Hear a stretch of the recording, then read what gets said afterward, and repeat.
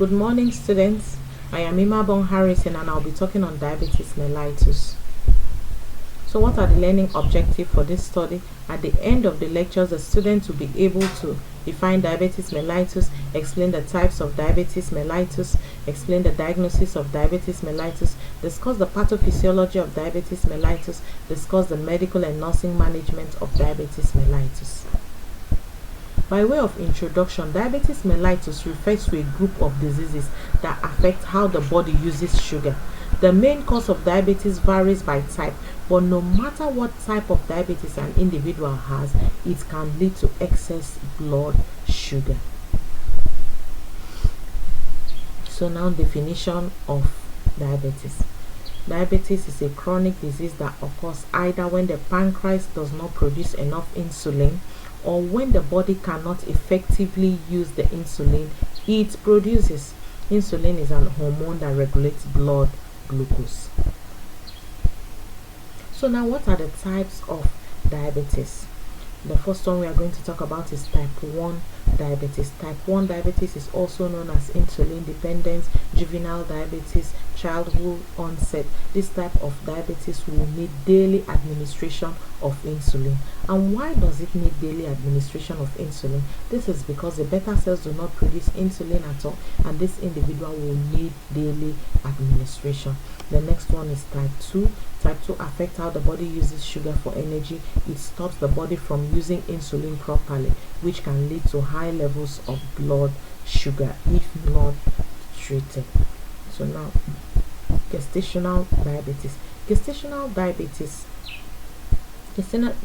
diabetes occurs during the second and third trimester of pregnancy, and the cause of gestational diabetes is unknown, but studies have revealed that certain hormones which is secreted by the placenta during pregnancy can have a blocking effect on insulin, and examples of such hormones are cortisol, human placental lactogen.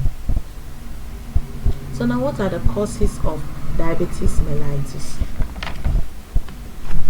We are going to talk on type 1, the cause of type 1 diabetes mellitus, which is autoimmune disease. This autoimmune disease leads to destruction of insulin producing pancreatic beta cells. That is why I said earlier on that the individual that has type 1 diabetes mellitus will need daily administration of insulin because the beta cells has been destroyed, and because of that destruction there is no production of insulin.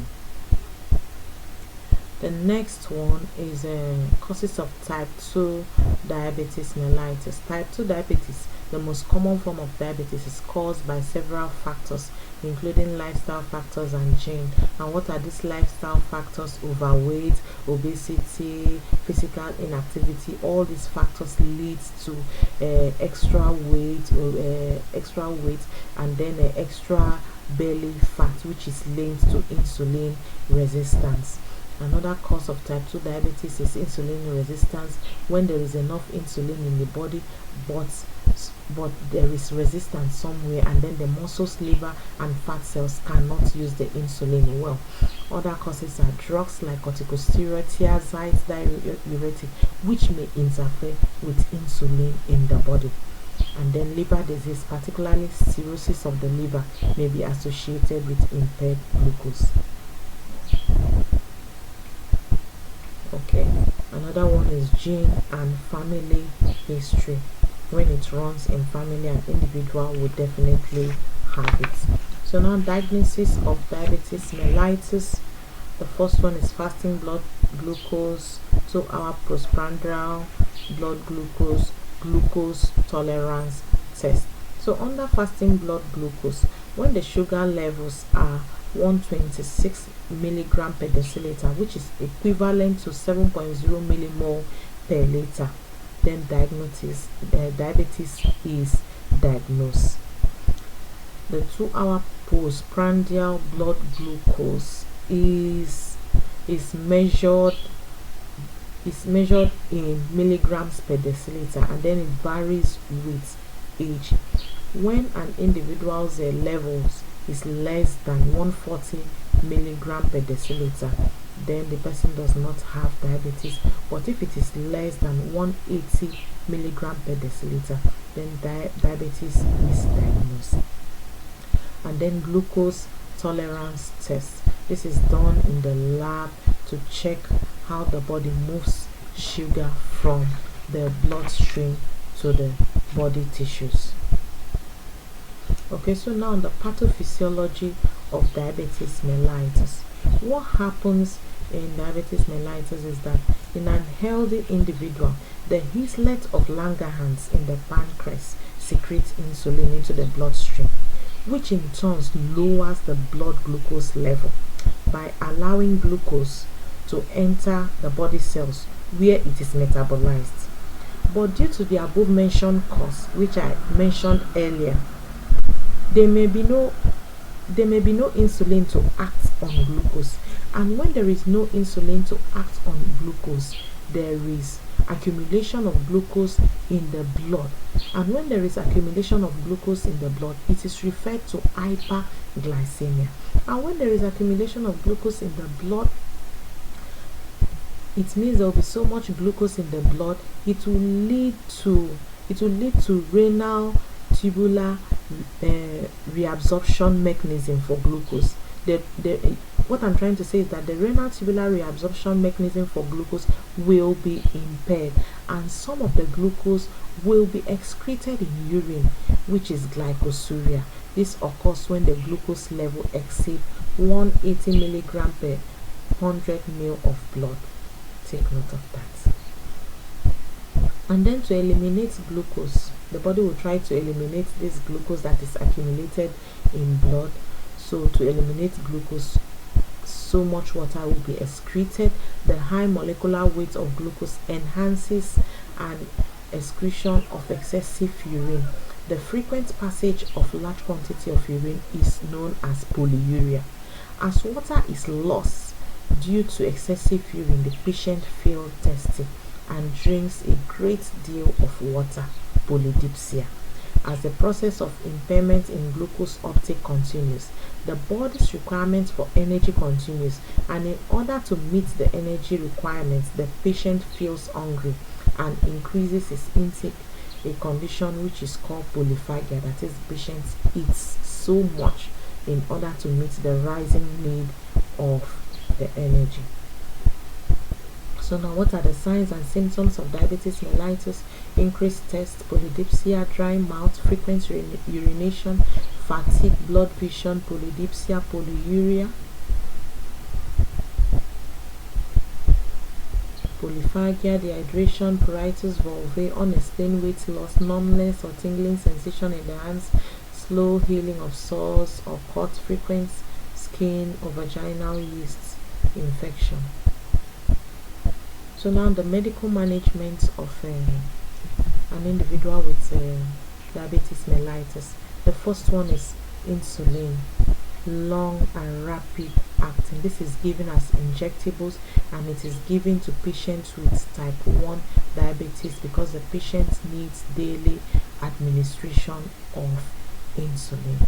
The second form is metformin, which is an oral agent. It is the first line of oral agents that is given to patients with pre-diabetes, and then this works by decreasing glucose production in the liver, thereby increasing insulin sensitivity and lowering intestinal sugar absorption.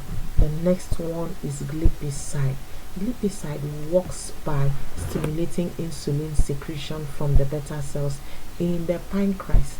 It is used to treat patients with type 2 diabetes.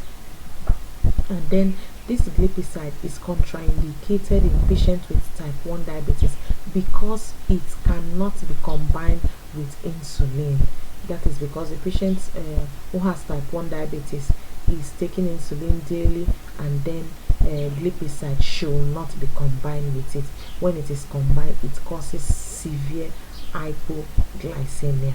Another class of drug that is given is glimepiride, which is also it acts as glipizide, and then it should not be combined with glipizide because it causes severe hypoglycemia.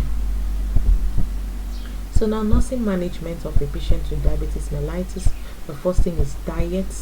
Diet is very, very important because the patient's diet should be modified because of excessive sugar. And then the diet must be individualized based on the type of diabetes the individual is having. Maintenance of skin integrity. The skin should be kept clean and dry. Frequent toning and protection of the skin should be encouraged. The patient's blood sugar level should be monitored, and then the use of sliding scale should also be done to treat high levels of glucose. The patient should be educated about diabetes. The patient's feet and skin should be examined, and foot care should be done. Educate the patient on foot protection. Why? To prevent injury which may not heal. And then the vitals should be monitored. Activity and exercise at regular intervals should be encouraged during hospitalization except contraindicated. Health education is done on diet, foot protection, everything about diabetes. The patient needs to know it. This is done under health education. And teach the patient about insulin, self-injection, and how to perform finger sticks.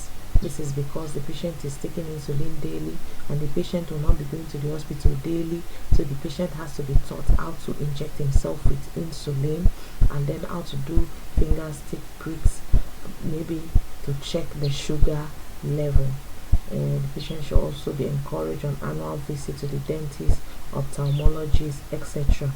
Teach the patient about hypoglycemia and how to manage it. That is, the signs and symptoms should be taught and how to manage it. Patient should also be taught about nutrition and the importance of exercise. Urge the patient not to smoke and to abstain from alcohol. When the patient smoking may interfere with insulin, with the action of insulin in the body. And then when the patient takes alcohol may lead to hyperglycemia. So what are the nursing problems and priority? Glycemic control, education and self-management, preventing potential complication, weight management, and food care.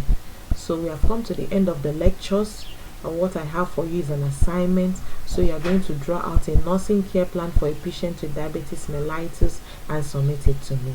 Okay, so you can go ahead and ask your questions. Thank you.